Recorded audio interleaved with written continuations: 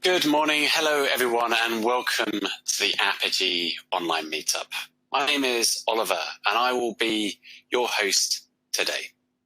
Because of the current situation, again, we are broadcasting from our respective homes instead of the London offices, and we're very excited to have you join us today for our conversation. Today marks our 10th Apigee online meetup, back by popular demand.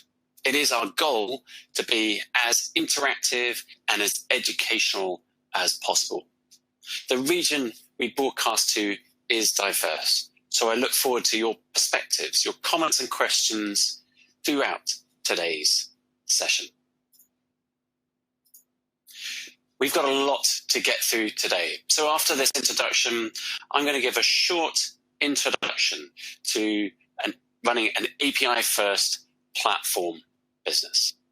And then we'll hear from Simon, who will talk about driving commercial impact with a true platform strategy.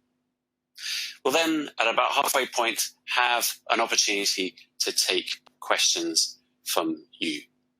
We'll then roll into our fireside chat between Simon and myself, and then towards the end, have another opportunity to answer questions from yourselves.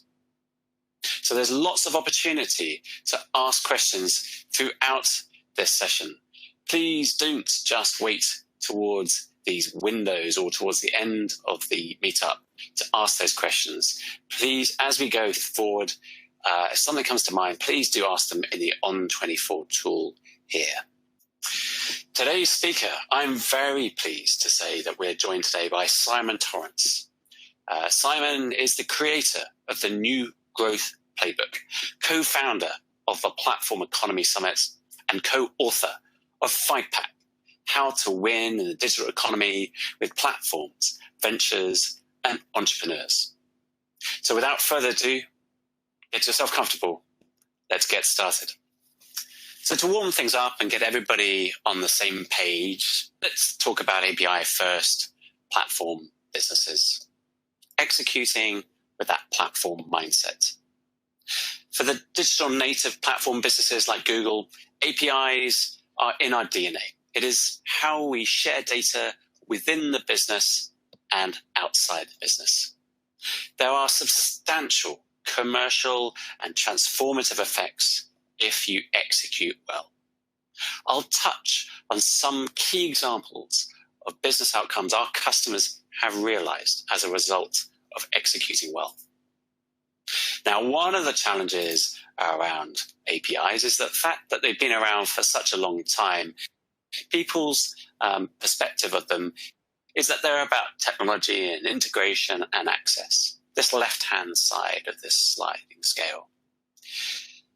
Apigee and myself spend a lot of our time helping customers really think about this right-hand side where these substantial effects can be realized because now a business can efficiently participate in vibrant digital ecosystems, experiment, launch new business models, new ventures, and monetize in new and different ways. The organizations that do this well are where APIs aren't just in the periphery. APIs are now central to everything that they do, this API-first culture. So APIs are built by default, but APIs are just how data is shared through the business and in and out of that business. Many of you will be familiar with that Jeff Bezos mandate in 2002, no less. And now that really launched that API-first culture in Amazon. And most industry observers would say that that was key to how Amazon has shown extraordinary growth and adaptability and resilience as that business has evolved. These are sort of examples where business realizes network effects of growth, new revenue streams, resilience and adaptability. There are other larger financial incentives to execute a platform strategy.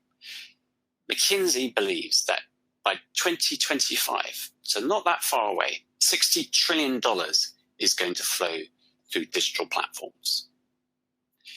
Benzel, Lagarde, and Van Alstyne, in that academic paper called the impact of APIs in firm performance, talk about a number of benefits, financial benefits to an organization.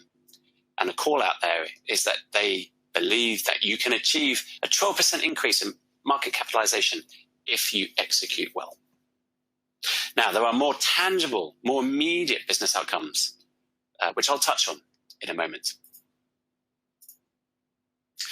So an API platform and strategically placing that in the heart of your business enables you to control and enable the flow of data through supply and demand.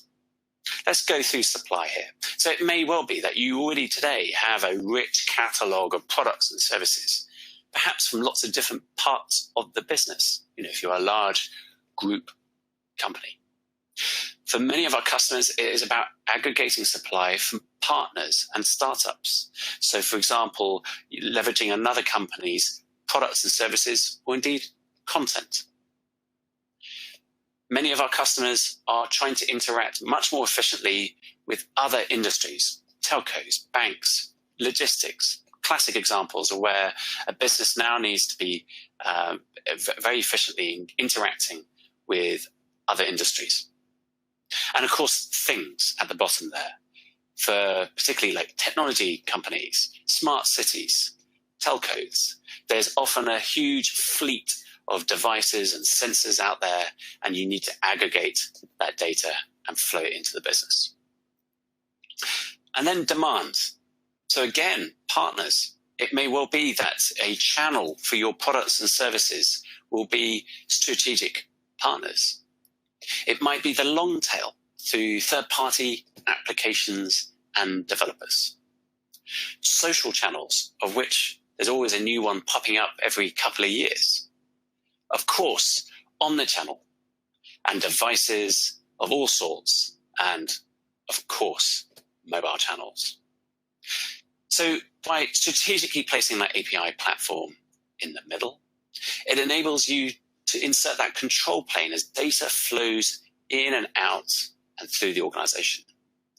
It enables you to govern that data, protect it, but also unlock it where appropriate, package it, productize it, and monetize it.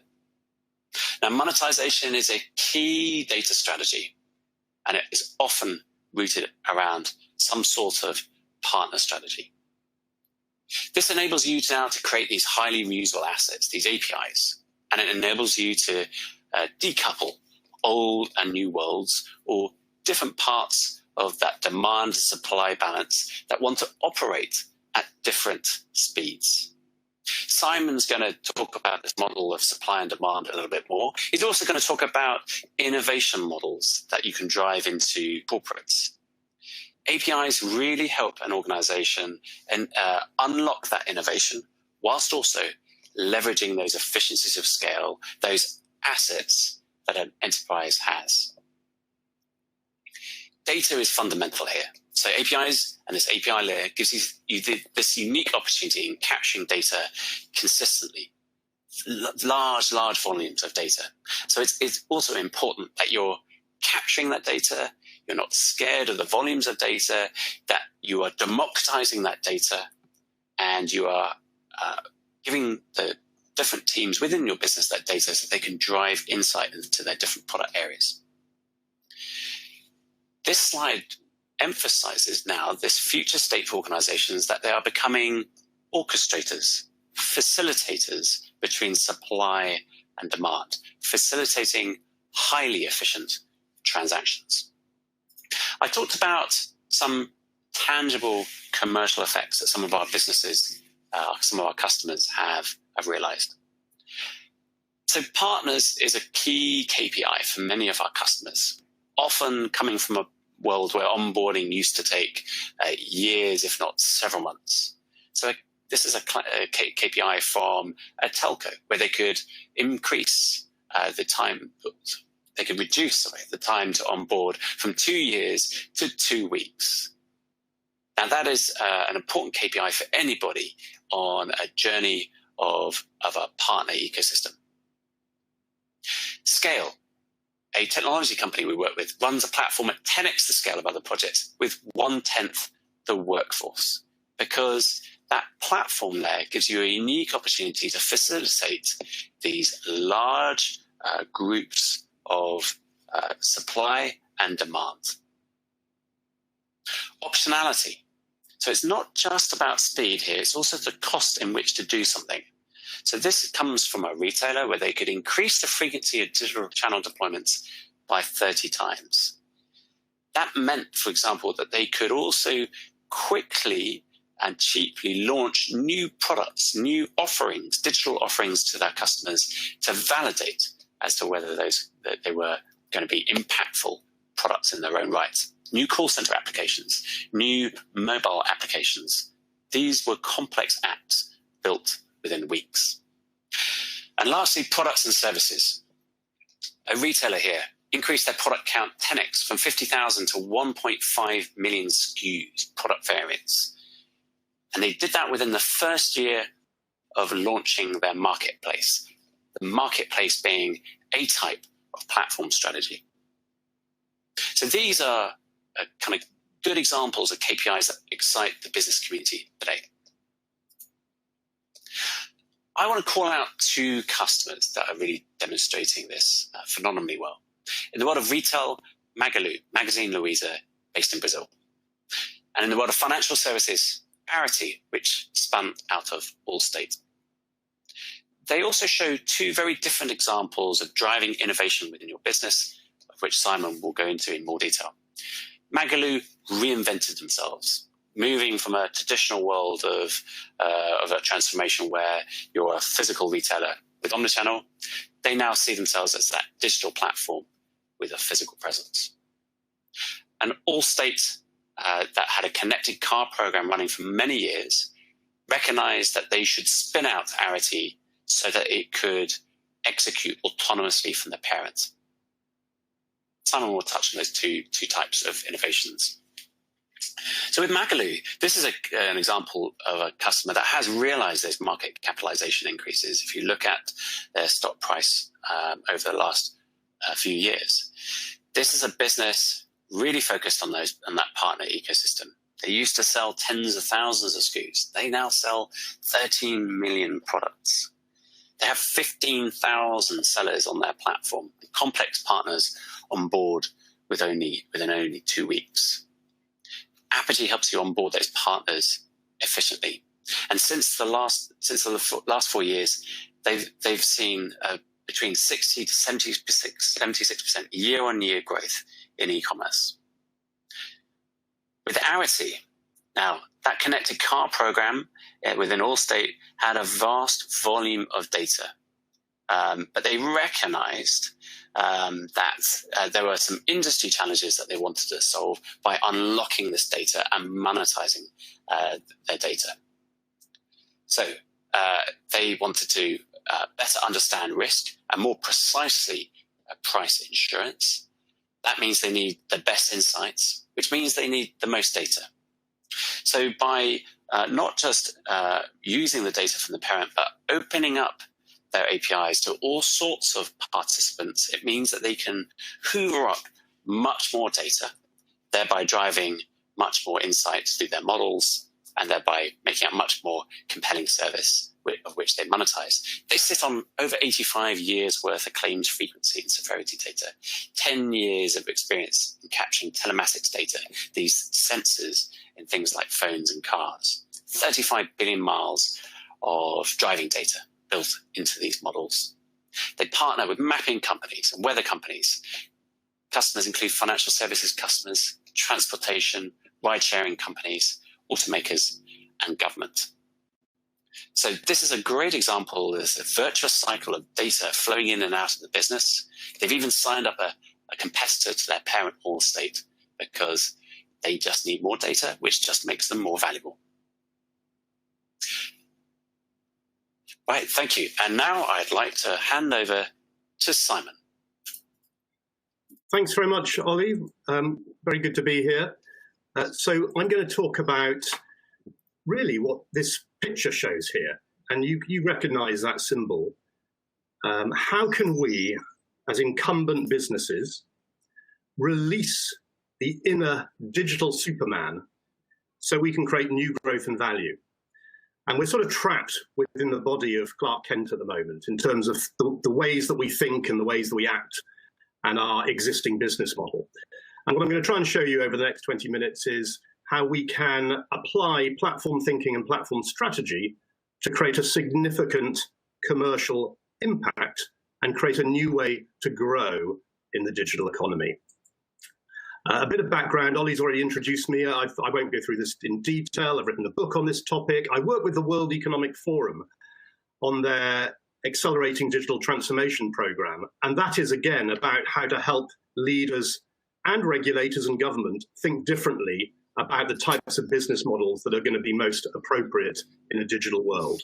And I work with execution partners like Rainmaking, a big corporate innovation company and venture building company, to help corporates move forward with these principles. And my experience is across many sectors and geographies, and I'll touch on examples from these during the talk. So the problem is summed up by these three statistics you can see here. And my contention is that digital transformation wasn't making a big impact before COVID. COVID increases the importance that we think differently about how we operate in a digital world. And you can see these three statistics here from surveys of C-level executives in about 18 months ago, that they were worried that their existing business models were becoming increasingly unviable as their sector digitizes, because that increases competition, opens up transparency about prices. And as they try and compete with or keep up with consumer demands and compete with other players, it increases costs. And in fact, 85% of digital investments deliver zero or negative economic value add. That's the profits after cost of capital. And as a result of this, even before COVID, executives were not particularly happy with the innovation efforts of their organization. And now we're under even more pressure. The imperative to really think differently and apply new business models is just even bigger. And if you are an investor, I'm sure all of you are, and you have your own private investments. Working big companies are also investors. Where do they place their bets? What type of business models would you invest in compared to others? And here's an example of the returns of businesses that operate a platform business model at the top there, compared to, I guess, more traditional tech companies in the NASDAQ, the Dow Jones. And if you're an incumbent organization from a traditional industry, you tend to be represented by the bottom figure there. So if you're thinking about where you're going to invest your money, either as private investors or as companies, maybe there are new types of business models that you should be investing in, which have more resilience and more potential to grow. And my contention is that those are platform business models, and every company needs to fully embrace them if they want to stay competitive in a digital economy. And then it begs the question, well, what do we mean by a platform business model? And this is a very simple description of it. It's a bit similar to the one that Ollie showed, showing that platform businesses essentially act as intermediaries between people who've got solutions and people who want solutions. And if you're an incumbent corporation, you provide some of those solutions, but there are many other people who could be complementary to you to create solutions that serve your customers. And the aims of a platform business are to facilitate high-value transactions, not just sell your own products, and to create network effects that mean that your business is more valuable the more people who use it. That's why eBay and Uber and Airbnb are so powerful. They facilitate interactions, and the more people who use it, the more suppliers, the more consumers, the more valuable it becomes. And the key requirements are that you create an infrastructure, like Ollie said, enabled by APIs is really critical, that anybody can plug into your business.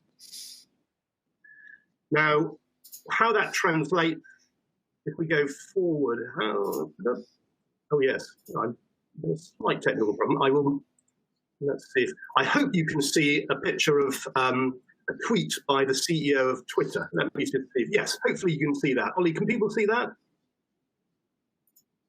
I hope so. I'm probably not the best person to answer because I've been having problems as well. But yes, I can see it now. Yeah. Okay, good. So the key essence of a platform business is summed up by this tweet from the CEO of Airbnb, who said here, you can see it, Marriott wants to add 30,000 rooms this year. We can do that in the next 2 weeks. And it sums up the essential power of a platform business model where you are leveraging the assets of other people. You don't have to build hotels to be able to provide a place for people to stay. And for an incumbent organization, there are many options to where you could play in a platform economy. You could create your own platform business. You could supply into platform businesses. You could use platforms to supply you with services, or you could create enabling capabilities that you make available into platforms to help them run better. And as Ollie said, 30% of global economic activity is going to be mediated by platforms in 5 years' time. That creates an enormous market for people who can create enabling solutions that make those platforms run better. And financial services is a golden example of this, to provide financial services to support platform businesses. So making this a bit more tangible, what I've identified is 6 main types of platform plays for corporate businesses and 4 types of executional approaches. This is really critical because it helps to translate what can feel like a very technical topic to senior commercial execs into something more tangible. And I'll just describe these quickly and show you some examples.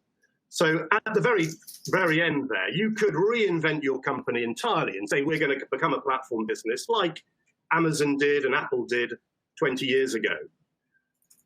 Or you can start more simply on the bottom left here and say, well, we're trying to create digital solutions. We don't have enough capabilities and resources in-house to do that.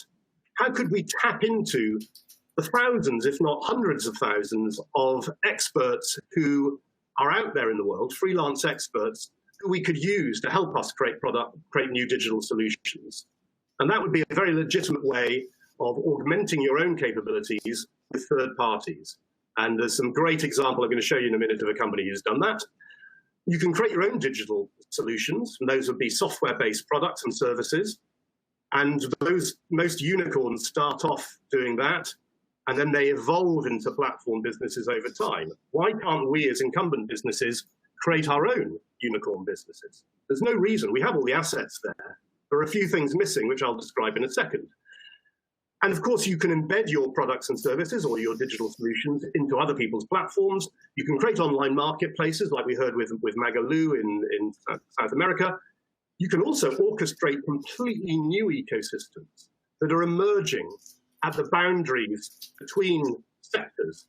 As these boundaries are blurring, there are wonderful opportunities to create new ecosystems that you can orchestrate with a platform. And in terms of the way of executing, the problem that many traditional companies have is they think we need to build this internally. It's a big IT project. It's going to take 5 years. And that's the wrong approach entirely. Occasionally, you can do something like that where you have particular power to do so. But there are other approaches that are complementary to that, which need to be part of the armory, if you like. So collaborating with startups to help you speed up time to market is really a very powerful and legitimate way to act.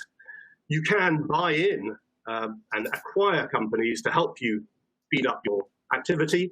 And one of the best approaches that I do a lot of work with today is creating your own external ventures outside of the core business, where you can see a market opportunity, a bit like Arity we heard from Ollie just now.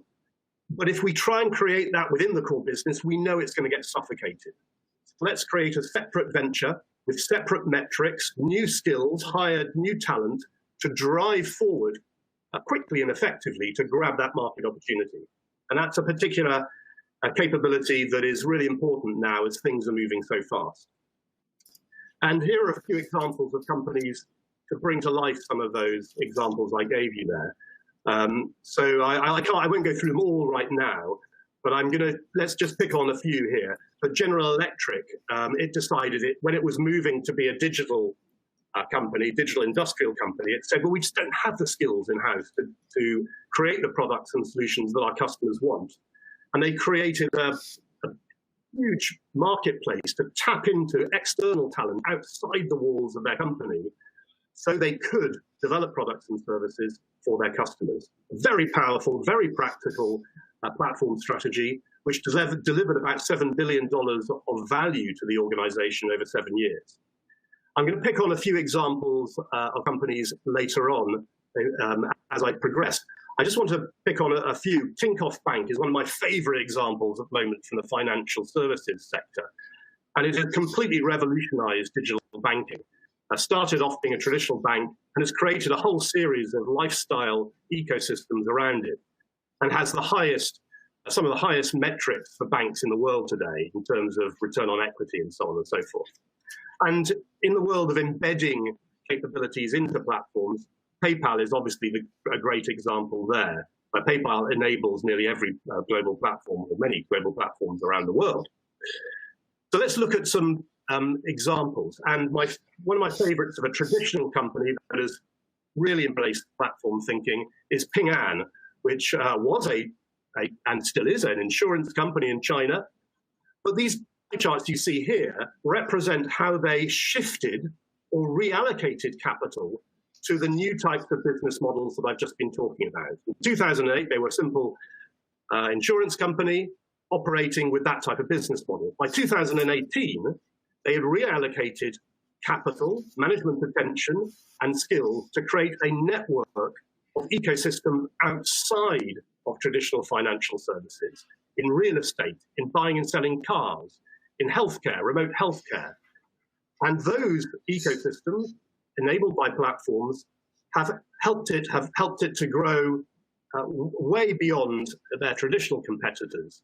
And I anticipate they'll do more and more of that over time, and their business model portfolio will evolve even more to be even more powerful. And you can see here, this is their share price over time here. They're the blue.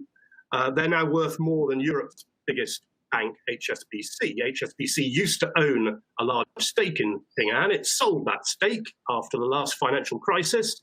Ping An has overtaken them as much more valuable, and now has become the biggest independent shareholder in HSBC. And you can see HSBC's trajectory compared to theirs. And indeed, they've outperformed their local competitors.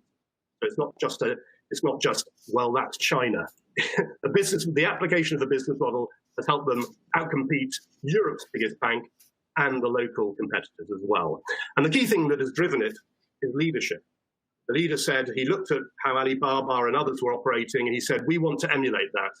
And he said, we're no longer an insurance company. We are now going to be a tech company with financial services licenses. And they embrace platform thinking, and they've been incredibly successful. We'll come back and talk about them maybe later on today. So what does it mean for leaders and traditional companies? Well, I wrote a book on this called Fight Back. And it's as much about fighting back against old ways of thinking and acting as it is against fighting back against digital disruption. And there are 5 key steps to renew an incumbent business model, to make it fit for the future.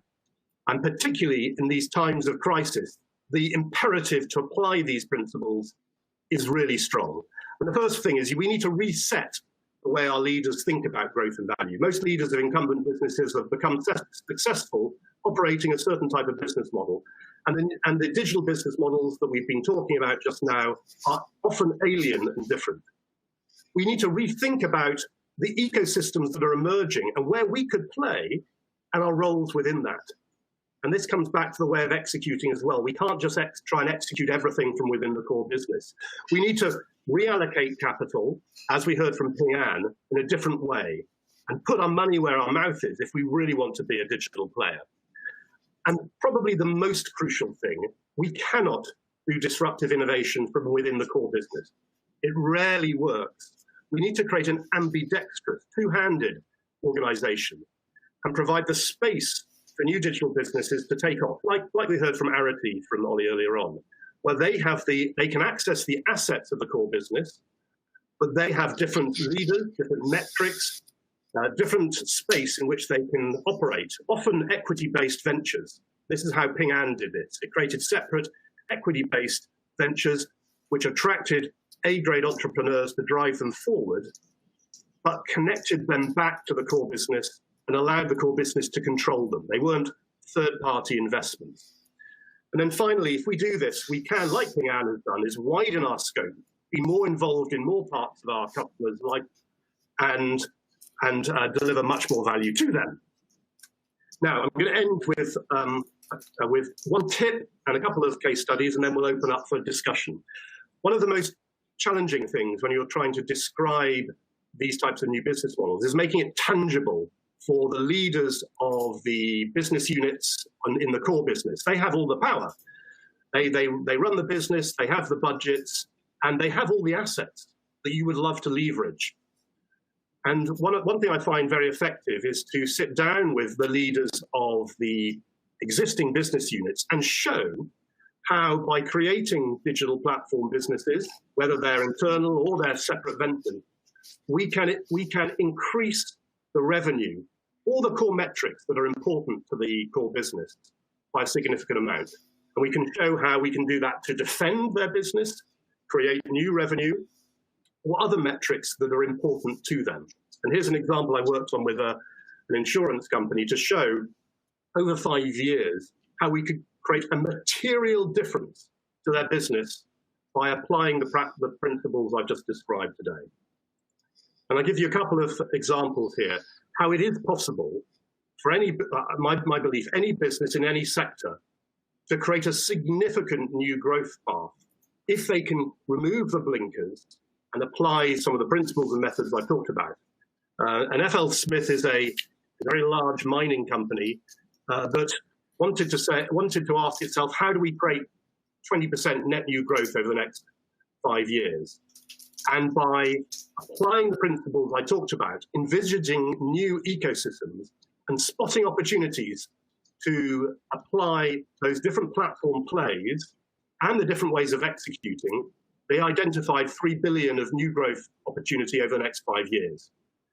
Now, the other example I want to share with you is a small insurance company that said we need to be engaging with millennials. They don't buy insurance. They don't look to the future. We know that they will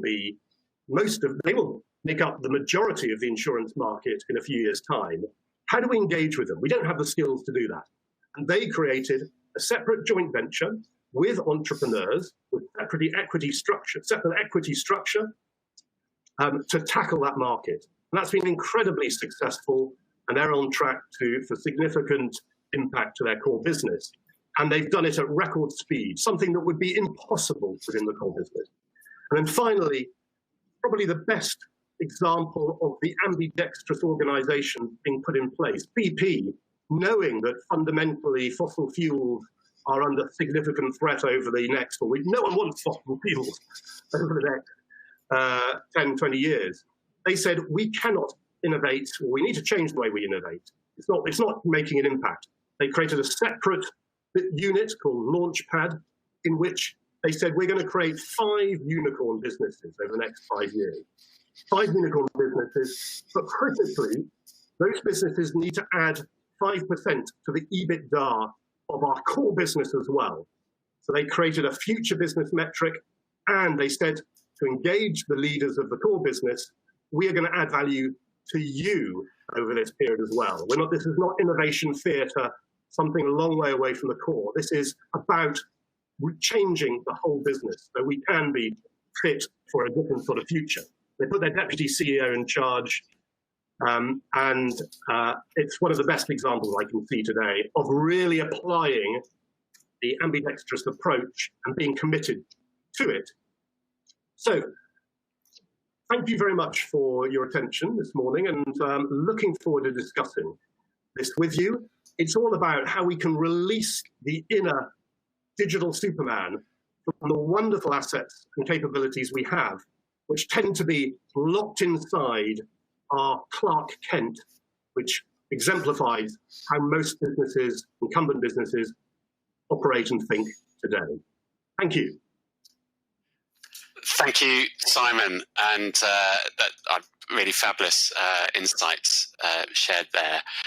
So this is our opportunity now to take some questions from the audience. First of all, from Roland, there's a perspective, from your perspective of working amongst European corporates, do you think too many are waiting for or expecting the EU to assist either financially with innovation or controlling through regulation, as opposed to corporates actually being braver and starting out and perhaps leveraging a first mover advantage? I think, Simon, you'd be best to answer that. Yeah, it's a really good question. So obviously, we don't want to wait for regulators to do anything, because that would be a recipe for disaster. However, we do need to help regulators create the right regulatory environments, which are fair and reasonable. And we need to help government as well create the right industrial structures for particularly European economy to thrive. And the problem we have at the moment is that because traditional European corporates are not so sophisticated about the digital world as some of the big digital giants, their lobbying skills are less powerful. And so we need to upgrade our knowledge of how digital business models like the ones I mentioned operate, so that we as industrial European companies can lobby more effectively and help governments and regulators create more effective structures for innovation to happen. And it's quite interesting. One of in the financial sector, PSD2 has been a regulation to open up our data, customer data from banks, to allow people to innovate on top of it. And that's created a whole flurry of wonderful innovation in the fintech world. And we may well see that type of regulation applied to the big tech giants to force them to open up access to data. And that's coming through at the moment through data portability. So we need to we need to take the bull by the horns and innovate for ourselves. But I think we need a more sophisticated discussion with government and regulators as well. Fantastic. And a great question here from Dorota, and apologies if I've not said that correctly. Do you always need to have a visionary leader at the top? Otherwise, how do you approach making a case for the investment into a transformation into a platform business where the ROI is difficult to estimate? And in some business cultures, financial numbers have to stack up front. Very interesting. And by the way, I was on a conversation with a cohort of banking leaders yesterday, and we were talking about DBS in Singapore, who launched 150 APIs as part of their go-to-market. And the position there is that they don't want to be front and center. They don't want to be owning all these channels. They want to be invisible. That's their strategy.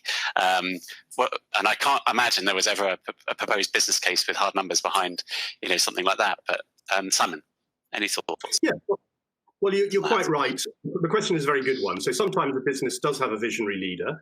Now, the danger sometimes is that leader can be too visionary. And if they don't pull along with them the shareholders and the rest of the organization, that can cause a lot of trouble. In the case of Ping An, the leader is a visionary, and he's the founder of the company. He's an entrepreneur. So for him, he's got that power, like Jeff Bezos, to make things happen. But most traditional industrial companies don't necessarily have that in place. And we tend to have what we might call caretaker managers, who are very successful operators of existing business models. And their job tends to be very focused on what the shareholders or the pension funds are acquiring from them. So we do need we need some parallel activity. We do need a new discussion with the shareholders to allow us to do new things. But probably first, we need to prove that new business models can deliver value. And that's why I was saying before, one of the good techniques is to work with the existing business leaders to show how the platform activity can deliver a meaningful impact. And that is, that's a difficult thing to do, but it can be done. And it's an important part of the process. Now, occasionally you might say, well, it's a no-brainer to do APIs, and I think that is correct because it can facilitate so many things and it's not a huge cost. But to really get the organization to move forward, you need to have a sort of grown-up discussion showing practically how platform business models can affect the core metrics. And indeed, one of the best ways of doing that is to create external ventures where you can fast track something quickly into the market. And that demonstrates the art of the possible. We've now done it 3 times, like the example from the Danish insurer there. We've created this venture, and already it's worth a lot of money. It's delivering a lot of value. Wouldn't it be great if we could do 10 more of these? And that demonstrates the art of the possible, helps the leaders of the core business become more confident, and it's something they can show to the shareholders to illustrate what can be done. Fantastic. So let's chat between ourselves, but I am keeping an eye on these questions as they flow through, and I'm going to lean on some of these because they're spot on. And I think that point about executive leadership, but also proving is like always hot topics. I mean, I think even pre-COVID, right? There's another question actually about quick wins from a platform strategy. I think you've kind of touched on that. How to demonstrate something relatively quickly within. And this individual's asking between 3 months is pretty tight. One of the things I've certainly learned is a lot of businesses are already trying to work efficiently or more efficiently with partners. So perhaps let's not focus on unknown innovation first. Let's perhaps think about who are the partners you're working with or work with imminently, and let's do this in new and interesting ways. And there, I think more immediate things can be shown at pace. I mean, Simon, any reflections on that comment? Well, you can, but that's sort of incremental. I mean, it's necessary but insufficient. It's not going to move the needle. And you've seen. I just showed the share prices of the DAX. It's the same with the FTSE. All incumbent businesses are not doing well. The ones that are doing well are the ones that have invested in platform business models. And Apple and Amazon didn't start out with that. They added it to their business model 10 or 20 years ago. So, absolutely, you need to be more efficient. You need to improve the way you serve your existing companies and optimize your existing business model. Absolutely, that's critical. But if you don't do the other thing, the other part of the ambidextrous activity, you're just in a race, with your competitors, getting nowhere. I mean, so you do need to do both of these things. And rather than put virtually no investment on this side, or a tiny bit of, let's throw a bit of money to the innovation team, like BP has done, you need to say, right, we're going to put 500 million here to create 5 unicorns, while also driving value to the key metric, which is the EBITDA margin. And that is a very bold and the most appropriate approach, doing both activities and committing to both at the same time.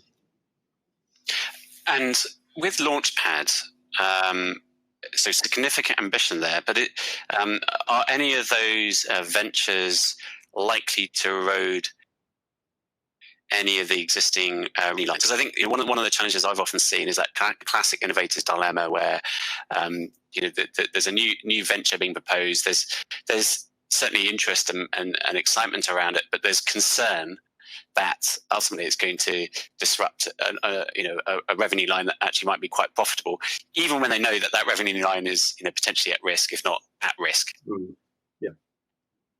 Yeah, so it's a very good question, and particularly in the retail sector, when retailers think about creating online marketplaces, which is essentially allowing third parties, maybe competitors as well, to sell through you to your customers.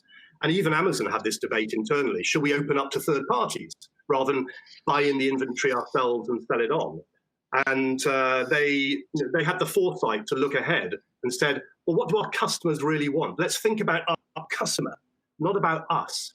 And our customers want choice and selection, and we can't. We don't have the money or the capability to provide everything for our customers ourselves. So by looking ahead, focusing on what customers needed, and understanding how the internet and digital technology could enable that, through APIs 20 years ago, as you said, they said, well, let's believe in this vision and make it happen. Now, in practice, how you execute that needs to be done very carefully, and the third-party partners or complementary service providers you choose to start with, you might choose those that are not directly competitive. And over time, as you're growing the knowledge and skills of how to curate a marketplace, then you might open up further. And that's what a lot of the second wave of traditional retailers have learned about how to do.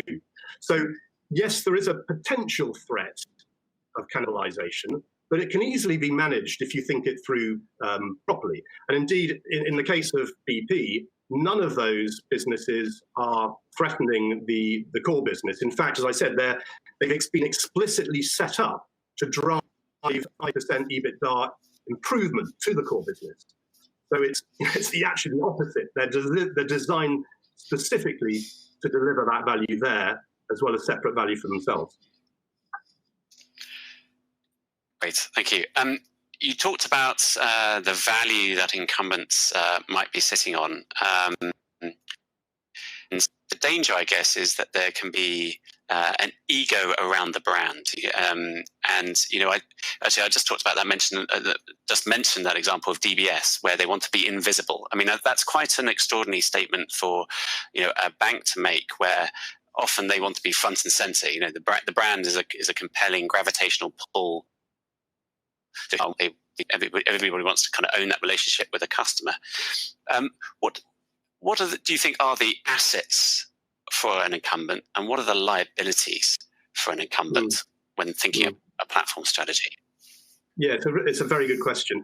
So again, what you need to do is have a vision of the future. So if you don't have that, and you're always looking at the present or the past and trying to extrapolate from the past, then you tend to be trapped in the mindsets which are not going to be helpful. So as you say, banks often say, we want to own the customer relationship. We want, it's our ego. We want everybody to come through us for the services. And that's pretty dangerous.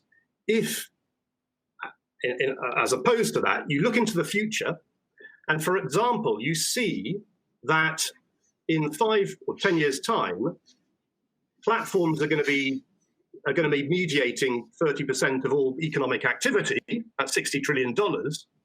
So rather than you trying to compete with people who are much better at managing customer relationships, like DBS has done, you say, why don't we enable it? Why don't we embed our capabilities into other people's businesses? And in fact, just this is one example, the market for what's called embedded finance. So that's financial services embedded at the point of purchase. If you want to go on get an online MBA, you want to get a loan right there and then that can be given to you there and then without having to call up the bank and try and sort it out. Or you're seeing more of this in terms of you want to buy a product, but you want to pay for it in installments over 12 years, over a year. And this market of embedded finance, I did some analysis of this the other day. It is potentially more valuable than the whole of the global software market in 5 or 10 years' time, because everything there's an explosion of digital services, and we all need to pay for them or exchange value related to them. And so it's a clever move by DBS to say, actually, we can see this future, and we want to enable it being in the background rather than trying to compete with companies who are much better at controlling the customer interface. Now, that's one strategy. Ping An has taken a slightly different strategy, and both of these can be complementary. If I was talking to a bank, I'd say do both. Ping An said, we want to create deeper relationships with our customers, so let's create some platforms and ecosystems in areas of their lifestyle that we normally don't participate in terms of buying and selling cars. Let's create a marketplace for that, or a remote healthcare telemedicine platform, which has obviously taken off like crazy with COVID. And they created these separate ventures just for the opposite reason of DBS, so they could be at the center of those experiences, and those could act as a channel for their financial services. But interestingly, they created separate brands for those because they knew that those brands needed to be, people didn't affiliate Ping An with buying and selling cars and so on. So they created separate entities, separate brands. They control them. Some of those they've IPO'd, but they've created, as a result, this incredible network or ecosystem of platforms that are all connected by one single sign-on mechanism and an API structure behind it that allows them to intermesh across all of it. That's probably one of the best examples of tackling the question you just asked there. Yeah, fabulous. And I often like that example also from Arity, where they are now signing up competitors to their parent because they realize they've recognized this for years, but more data means they can provide more insights, which means more value, which makes them just more compelling. This kind of gravitational pull flywheel effect around data. And I guess we often talk about data being the new oil. It's a cliche, but it's that combination of data and models. So, i.e., the automatic insight being generated out of these vast amounts of data is going to be their defensive wall as they open up and merge into all these other different touch points and in industries. I think perhaps one more question for me, and then I'm keeping an eye on the audience questions. This is a challenging time for obviously many industries. We've just been actually working with a retailer that's seen 90% drop in their revenue, but they recognise the importance of that API strategy as a defensive and an offensive tactic. I often feel like there's this sweet spot for an incumbent has appetite. So there's if there's too much kind of competitive pressure, they can default to safety, and if there's not enough, this other end of the scale, they're kind of apathic. Now, because this situation now, I guess a lot of things are being shaken up. What do you think will be compelling messages that our audience could take away around this situational awareness that we currently have, this kind of landscape that we have, where so many of industries have been disrupted? What do you think could be like the three things to call out that would be compelling messages going forwards? Yeah, I think one of the most useful things to do at this time of crisis is to spend a little bit of time zooming out from all the pressures of the core business and looking to the future, because the crisis is just accelerating digitalization, as we know, and in certain sectors more than others. And if you've got one of my colleagues gave this great suggestion the other day. He said, "Why don't you just apply 0.1% of your employees to look at the future?" Now that can be like 40 people. Can you afford 40 people? Some of them could be on furlough, really doing nothing, to look into the future. Because if we don't do that, we're acting blind. It's like walking forward without knowing what the future is like. And we need to ask the difficult questions. How quickly is cash going to disappear? If you're in financial services or retail, that's a really critical question. If you're a retailer, if you don't have an online marketplace, which is a type of platform, how are you going to compete with others that have got that? I mean, if you did have it in the COVID crisis, you'd be doing really well, like those that do. So allocate, it's not much, but allocate some people to look into that future and translate it for the leaders of today so they can really understand it and internalize it. And everybody's got enough resources to do that. That would be the one most important thing to do. And understand the business models that are likely to be most effective in that world, which will be those that connect people together, platform-based business models, and then try and translate what that means to the core business and look at those different types of platform plays I described and the different ways of executing them and create a plan that can apply those to our business and finally make it tangible to the existing business owners. So if we do this, like BP has done, we expect, or we will plan for, this type of impact on the core business, as well as keeping us fit for the future in the, if you like, the invent the future part of the business. Fabulous. And that resonated with some reading I was doing around the companies that struggled after the financial crisis and those that actually did reasonably well after the crisis. And it was interesting to reflect that those that did kind of broadside horizontal cost cutting and didn't invest in these specific opportunities were like 3 times less successful than those that actually took an opportunity to cut costs in certain areas, but also think about the future and areas. Okay, so we're coming up towards the end, so let's move to just another slot for Q&A. Here's a question. I mean, it's a bit of a classic, and I think we touched on some of this already, but I mean, how do you position a platform strategy in a traditional company? CEO and the board down are very conservative.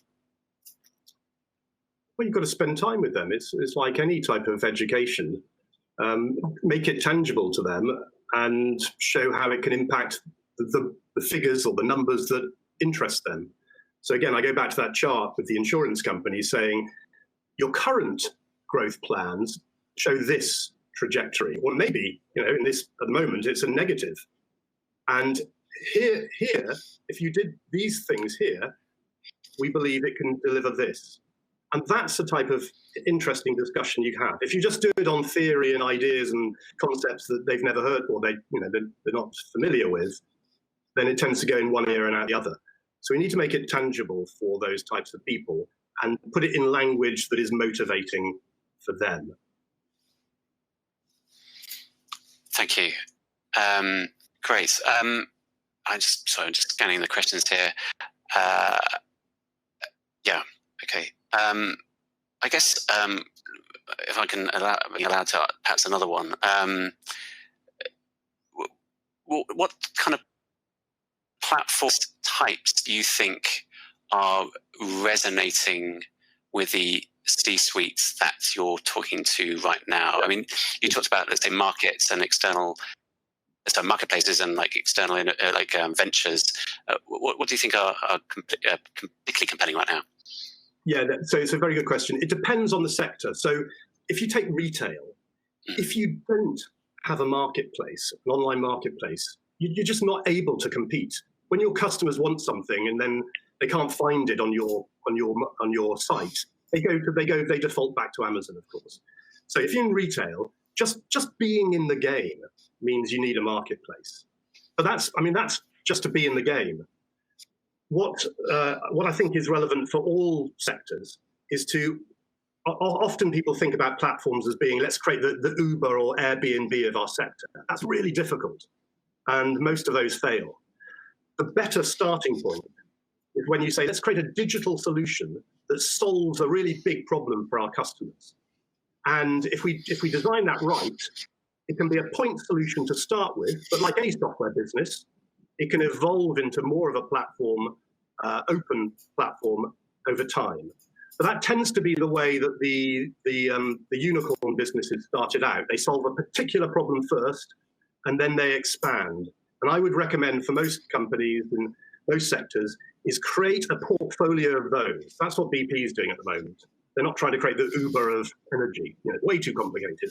Some very practical digital solutions that are addressing a big problem in the market that can also drive value to the core business. And that would be my single biggest recommendation. If you remember the types of platforms I talked about, the bottom two are probably the best to start with. If you're in financial services, think about embedded finance. If you're in retail, you need a marketplace just to be in the game. But you need a combination of those things, and you need a separate organization in which to build them. Thank you, Simon. And what I love about that is the message. McKinsey recently, in an article about digital transformation in the time of crisis, talked about the mandate to be bold. So I think that's a great place to end today's session. Thank you for everyone for the questions today. I hope you found that session both helpful, interesting, and useful. We would also love to hear your feedback on this event. So please do send your ideas and suggestions through the feedback link here. Do stay tuned. Our next online meetup will be in September. So please share your thoughts so we can make the next edition even better. Thank you for your time and look forward to seeing you next time.